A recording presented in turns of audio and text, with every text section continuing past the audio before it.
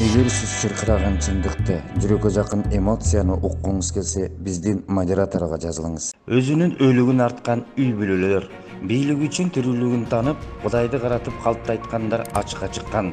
Ал өлүгү аталып, бир да жерде сөөгү айтылганы менен сөөгү көмүлгөн жерге барып Куран окутулуп, топурак салынбаган Данияр Үсөнов менен жубайы Динара Исаеванын үй бүлөлөрү.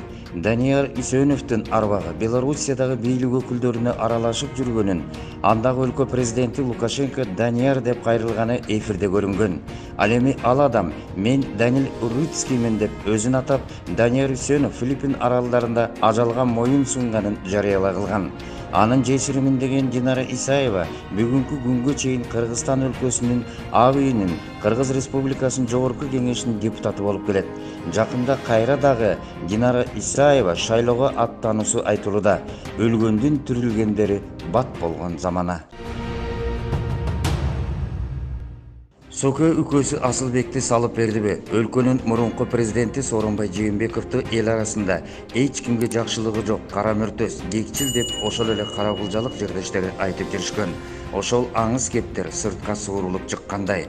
Кара мөртөстүгүнө келип, үкөөсү Асылбек жөнүндө бир ооз ачып койбогону анын далили болууда. Же чындап эле үкөөсүнүн жемкор экенин мойнуна алып, үн чыгарбай отурабы? Мүмкүн кекчилдигине салып, "Мени сен кетиргенсиң" деген кыялын үкөөсү Асылбекке көрсөтүп, унчукпай өзү айткандай, өзүнө жараша былтыйып койдубу? Анда акмакчылык, шермендечилик, былтыйганчылык болуп калдыго. Эмнеге бир тууган Замир Эмил Бекбоевдарга соттор алданып жатат? Айтылган бир туугандар көптөн бери соттон сотко өтүп, мурунку Кыргыз Республикасынын жогорку кеңешинин депутаты Аслан Малиевдин Бишкектеги 18 сотук жерине көп кабаттуу үйдү бизнес комплекси менен салабыз деп азгырык жол менен алышып, эми ошол жерди тартып алууга барууда. Анысас келгенсип соттор менен сүйлөшүп, келишип алып, өз пайдасына чечип алууга киришкен учуру. Бир тууган Замир Эмил Бекбоевдар 2020 жылдын 14 майында ошол аталган Малиевдин жеринен үй бүттү актысына Малиевдин колунун ордуна Эмил Бекбоев кол коюп жазалма документ жасаган. Ачыгын айтканда 600 миллион сомдук имараттын документин жазалма жол менен жасаган. Муну башкы прокуратура актынын жазалмалыгын аныкташкан.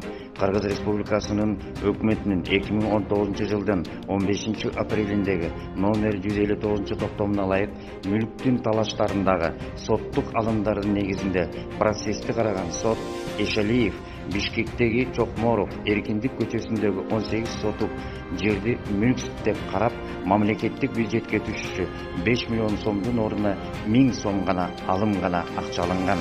Мына бир тууган Бекбоевдардын сүйлөшүүсү менен соттор чечип жатат.